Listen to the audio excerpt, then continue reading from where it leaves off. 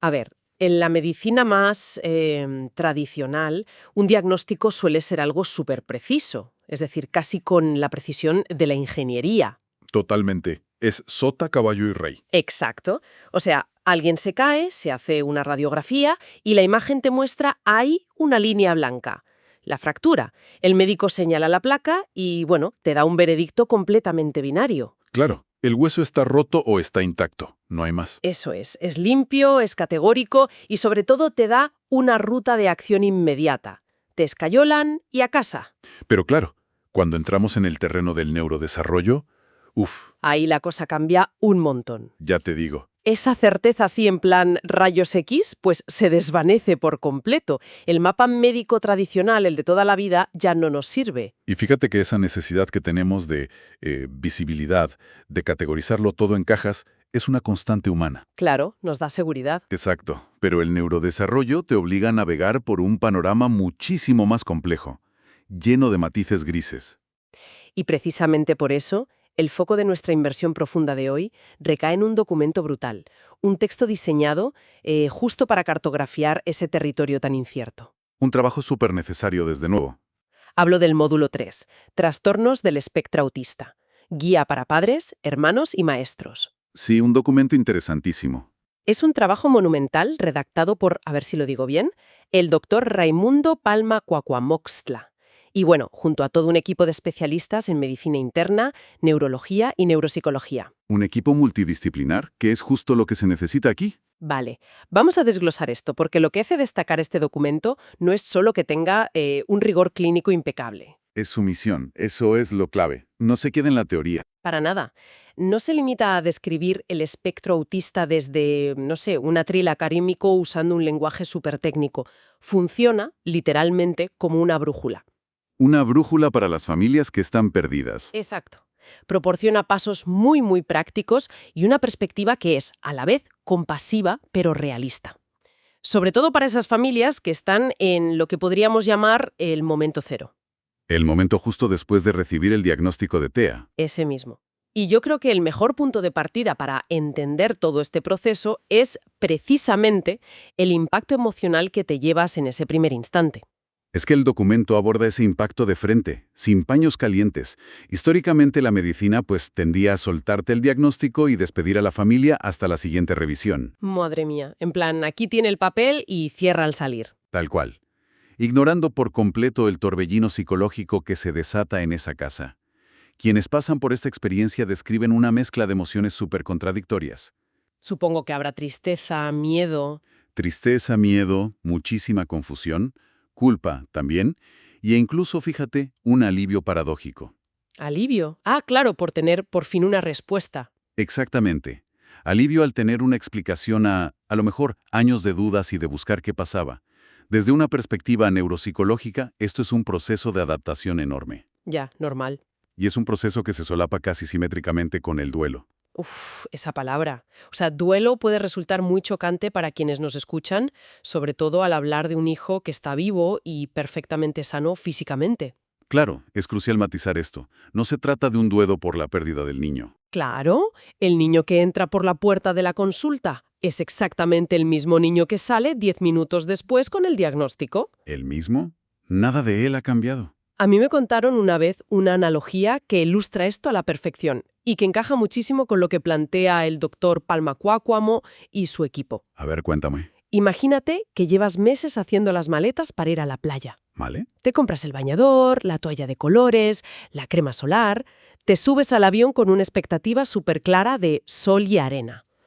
Pero cuando el avión aterriza y se abren las puertas, resulta que estás en la alta montaña. Madre mía. Todo nevado. Todo nevado y tú en chanclas. A ver, no has perdido el viaje. Y desde luego no has perdido al niño que viaja contigo. Claro. Simplemente la imagen mental de ese futuro en la playa se ha hecho añicos. Y ahora necesitas reconstruirla. Lo fascinante aquí es la mecánica detrás de esa reconstrucción, porque el cerebro humano es en esencia una máquina de predicción. Una máquina de predicción, o sea, que nos adelantamos a lo que va a pasar. Constantemente. Nuestro cerebro construye modelos sobre cómo será el futuro para reducir la incertidumbre al mínimo. Y claro, el diagnóstico rompe ese modelo predictivo de una forma súper abrupta. te rompe los esquemas por completo. Totalmente. El dolor de las familias no viene de la condición del hijo en sí, sino de la tremenda fricción entre lo que su cerebro esperaba que pasara y la nueva realidad. Claro, la fricción entre la playa y la montaña nevada. Eso es. Y reconstruir esa expectativa requiere tiempo. La montaña puede tener paisajes espectaculares, de verdad, pero primero necesitas un mapa nuevo, comprar un abrigo y, bueno, cambiar el equipamiento. Ya. Y en este caso entiendo que la información rigurosa actúa como ese nuevo abrigo, ¿no? Exactamente.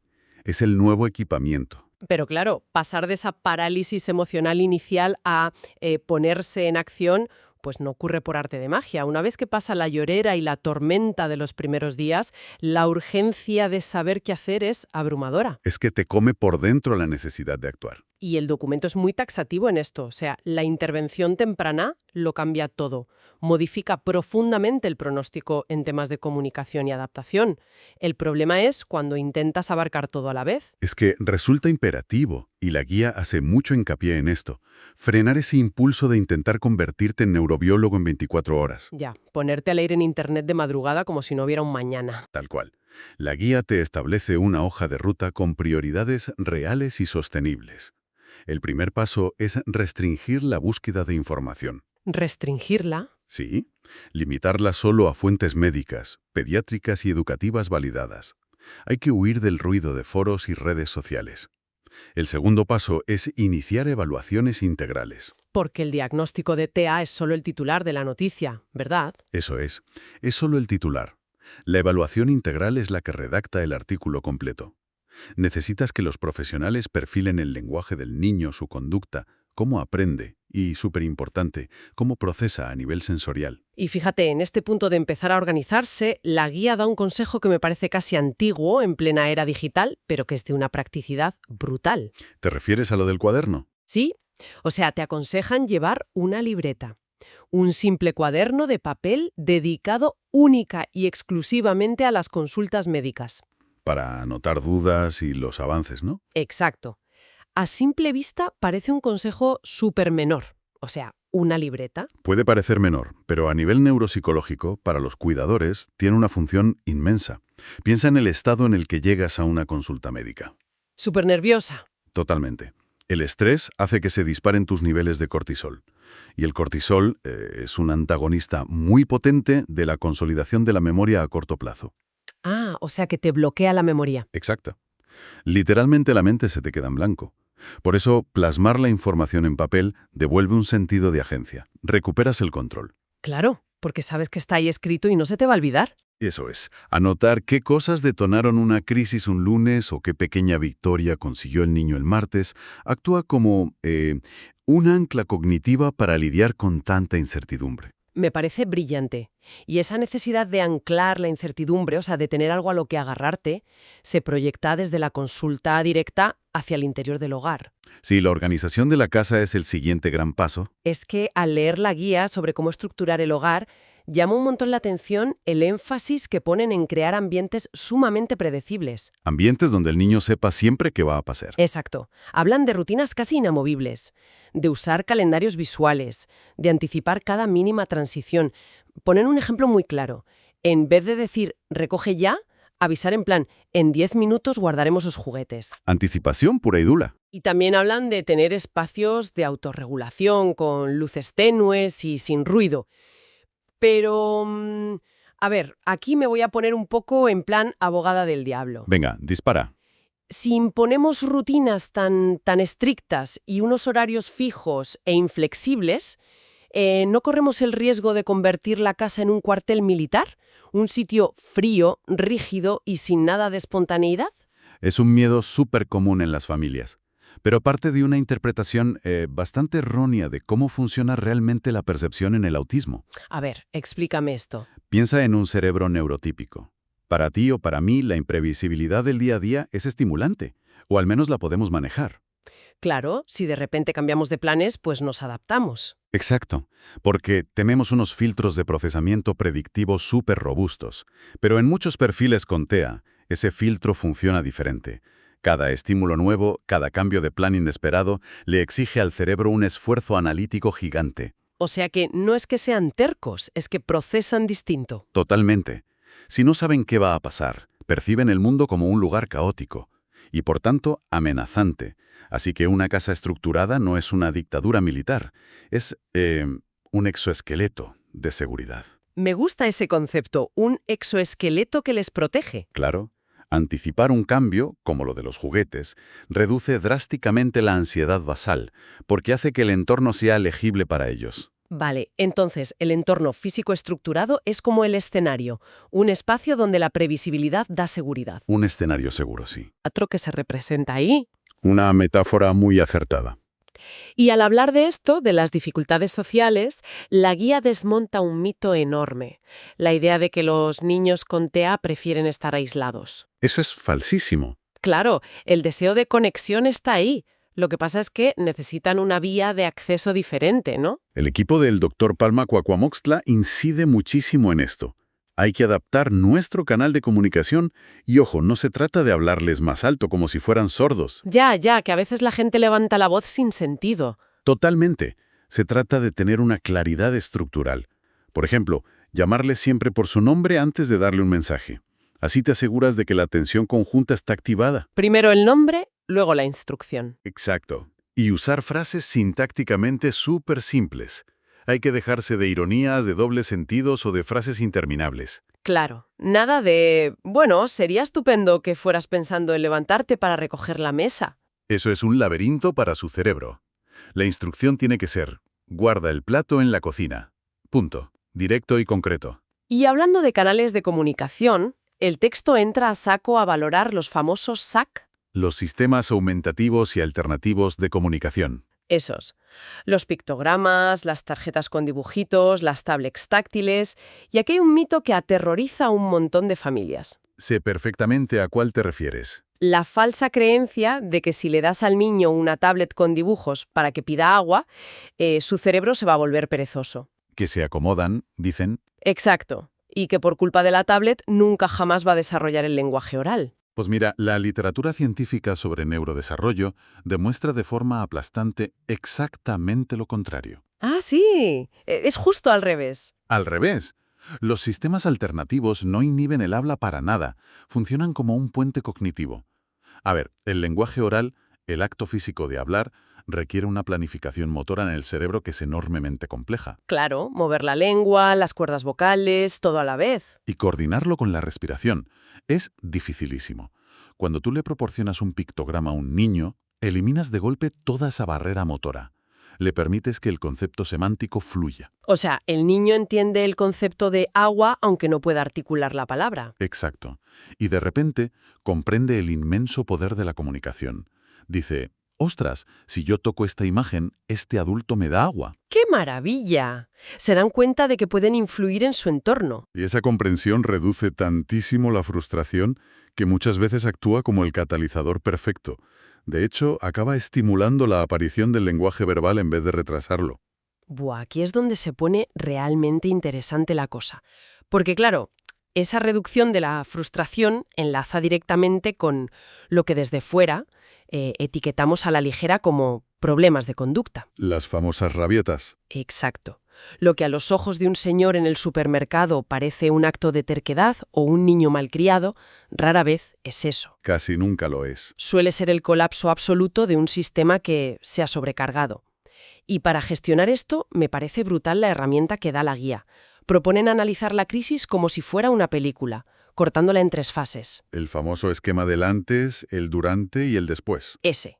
A ver, cuéntame cómo funciona, porque cambia todo el paradigma. Si conectamos esto con el panorama general, te das cuenta de que el comportamiento no es un desafío para fastidiar a los padres, es comunicación cruda y dura. Analizar el antes es jugar a ser detectives. O sea, buscar la pista de qué lo provocó. Eso es. Hubo un cambio de rutina que no le avisamos. La etiqueta interior de la camiseta le estaba rozando y causándole dolor táctil. O a lo mejor unas luces fluorescentes en la tienda que parpadeaban, ¿no? Exacto, cosas que nosotros ni notamos. Luego está el durante. Aquí es donde el cuidador tiene que hacer un esfuerzo sobrehumano para regular su propio sistema nervioso. Claro, si el niño grita y tú te pones a gritarle, apaga y vámonos. Añades más caos al caos. En el durante hay que reducir estímulos, ofrecer contención segura y hablar lo mínimo posible. Y finalmente, el después exige reflexión, no un castigo punitivo. Hay que pensar cómo modificar el entorno para que no vuelva a pasar. ¿Sabes? Para entender por qué hay que hablar un poco durante una crisis, me sirve mucho pensar en las conexiones a Internet antiguas, las que iban un poco a pedales. A ver, explícame esto. O sea, tú querías cargar una página web, que pesaba mucho, y la pantalla se quedaba ahí, congelada. Pensando. Te desesperabas esperando. Totalmente. ¿Y cuál era la reacción impulsiva de casi todo el mundo? Hacer clic con el ratón compulsivamente. O aporrear el teclado, o darle a refrescar 10 veces seguidas. Sí, como si por darle más fuerte fuera a cargar antes. Exacto. ¿Y qué pasaba? Pues que el ordenador colapsaba del todo ante esa avalancha de comandos simultáneos, cuando en realidad lo único que necesitaba el sistema eran, no sé, 3 segundos más de ancho de banda para procesar el primer clic que le habías dado. Es que esa metáfora es impecable. Capta a la perfección lo que es un cuello de botella en el procesamiento auditivo y ejecutivo. ¿Verdad? Porque nosotros hacemos lo mismo con las palabras. Tal cual, en muchos perfiles de TEA, el cerebro recibe toda la información sensorial en crudo. No tienen esos filtros que atenúan el ruido de fondo como nosotros. Claro, les entra todo a la vez. Entonces, tú le das una instrucción al niño, y su sistema necesita un tiempo valiosísimo para aislar tu voz del ruido de la nevera, luego decodificar los sonidos, darle significado y encima planificar cómo moverse. Es un montón de trabajo para el cerebro. Muchísimo. Y si el adulto, al ver que el niño no responde al segundo, se pone nervioso y le repite la orden alzando la voz, Es como hacerle 50 clics al ratón. literalmente, estás inyectando más carga cognitiva a un sistema que ya está saturado.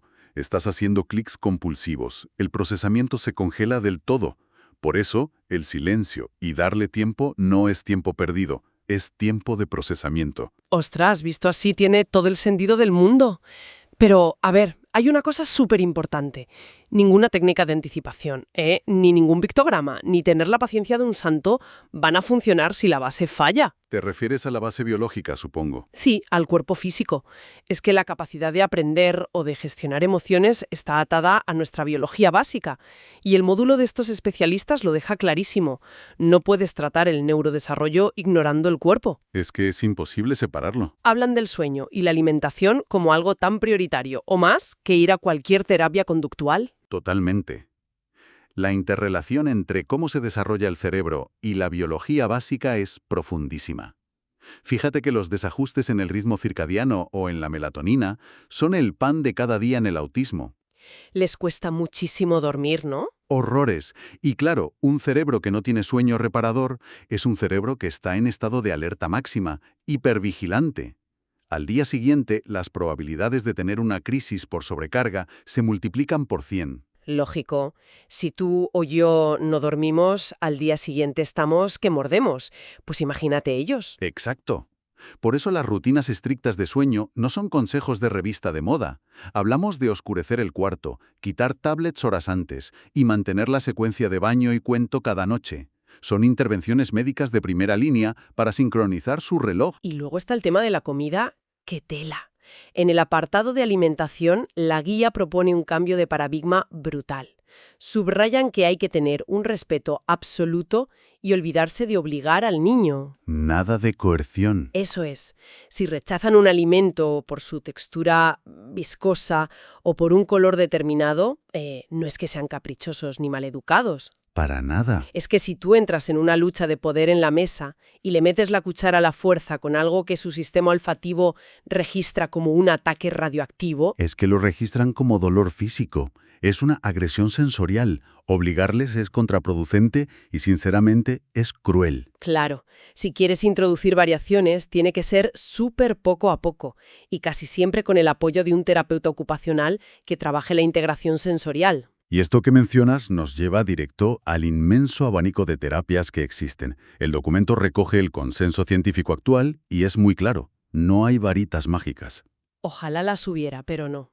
El enfoque tiene que ser un traje a medida para cada niño. Y muy multidisciplinar. Se necesita terapia de lenguaje, apoyo psicopedagógico en el cole y, como decías, terapia ocupacional. Son procesos de años, de constancia y evaluación continua. Un esfuerzo maratoniano para las familias. Y claro, esto nos mete de lleno en uno de los terrenos más pantanosos que hay tras un diagnóstico. Sí, porque claro, tú imagínate, tienes a una familia que está lidiando con terapias lentas, con un desgaste emocional tremendo y, lógicamente, están desesperados por ver avances rápidos. Es el caldo de cultivo perfecto para que se aprovechen de ellos. Exacto. La pregunta es, ¿cómo se protege una familia tan vulnerable de la avalancha de estafadores que te venden curas milagrosas en Internet? Pues mira, los autores de la guía son tajantes. Emiten una alerta roja gigantesca sobre este tema. Y hacen bien. El espectro autista es una condición intrínseca del neurodesarrollo. Determina cómo está cableado el cerebro, la arquitectura de sus conexiones. No es algo que se coja y se suelte. Exacto. No es un virus, no es una enfermedad transitoria. Por lo tanto, cualquier iluminado que te prometa por Internet curar el autismo con una dieta extrema, O con suplementos carísimos sin ningún aval. todo eso es un fraude. Un fraude que no solo vacía la cuenta del banco de la familia y los destroza emocionalmente, es que puede poner en peligro real la salud del niño. Totalmente. La intervención ética y profesional busca darle al niño herramientas para adaptarse y comunicarse, pero jamás busca borrar su identidad neurológica. Claro, el objetivo no es convertirlo en otra persona. Y bueno, esta advertencia nos enlaza con el último gran bloque de la guía. Un apartado que, madre mía, suele ser el gran olvidado cuando entras en la rueda de terapias del niño. A ver si adivino. ¿Los padres? ¡Bingo! Hemos hablado de adaptar la casa, de analizar rabietas, de rutinas de sueño. Pero, a ver, ¿qué infraestructura invisible está sosteniendo todo este engranaje 24 horas al día? ¿Los cuidadores? ¿Los padres? ¿Las madres? Exacto. Y si los cimientos de esa infraestructura se agrietan por el estrés, pues el edificio entero se viene abajo. Es que el desgaste del cuidador es una realidad clínica súper severa. En la literatura médica lo llamamos carga adustática. Suena contundente. No es. Imagínate vivir en un estado de alerta continua, anticipando siempre si habrá una crisis en el parque, coordinando citas médicas y aguantando las miradas de la gente que no entiende nada. Tienes el sistema nervioso frito. Tu cuerpo está en una respuesta crónica de lucha o huida. Por eso el agotamiento que sienten no es debilidad, es un fallo mecánico normal ante tanta sobrecarga. Entonces, esto plantea una cuestión súper práctica. ¿Qué hacemos? Y aquí es imposible no acordarse de otra clásica instrucción de los aviones comerciales. Vaya, hoy estamos muy aéreos. ¿Cuál? La de la mascarilla de oxígeno. Si hay una despresurización de la cabina, caen las mascarillas. Y la norma, la instrucción imperativa, es clarísima. Póngase usted su propia mascarilla antes de intentar ayudar a un niño o a una persona dependiente. Es que va contra nuestro instinto más básico. Totalmente. El instinto biológico de una madre o un padre es tirarse a ponerle la mascarilla a su hijo primero. Pero la física es implacable, ¿eh? Si no tienes oxígeno te desmayas en cuestión de segundos. Exacto. Y un cuidador desmayado en el asiento no le puede poner la mascarilla a nadie, ni al niño ni a él. Es una analogía perfecta para la salud mental. Por eso, el descanso, ir a terapia psicológica, repartir tareas con la pareja y buscar redes de apoyo. Todo eso es el oxígeno del cuidador. Pedir ayuda no es de egoístas, es un acto de pura responsabilidad. Es que no es un extra opcional. El apoyo psicológico y el entrenamiento para padres es literalmente parte integral del tratamiento médico del TEA. Y fíjate, ese nivel de comprensión de todo el sistema familiar es el mayor logro de esta guía del Dr. Palma Cuacomoxtla. Desde luego, es un enfoque que lo abarca todo. Y te das cuenta de que el diagnóstico no altera quién es la persona, sus talentos, su potencial, todo sigue ahí. Lo que cambia radicalmente es la lente a través de la cual su familia observa su mundo. Aprender a leerlos de otra forma. Exacto. Crearles un entorno predecible no es rendirse al autismo, es construir el terreno óptimo para que ese cerebro tan particular florezca y alcance su máxima autonomía. Pues me parece que ese cambio de lente resume a la perfección la filosofía de todo esto.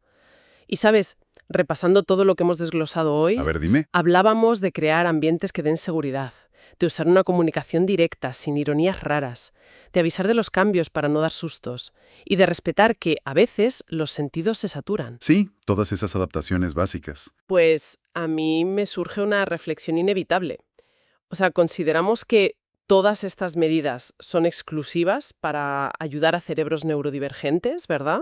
Claro, son las pautas clínicas para el TEA. Ya, pero piénsalo un segundo. Si aplicáramos universalmente estos principios de claridad absoluta, de tener empatía con el otro, de respetar sus tiempos cognitivos y de no saturarnos de ruido y luces, Ostras, ¿verdad? ¿no se transformaría este mundo loco en un lugar infinitamente más amable, mucho más productivo y menos estresante para absolutamente cualquier ser humano, sea cual sea su neurobiología? Pues fíjate, es una hipótesis fascinante. Es como si las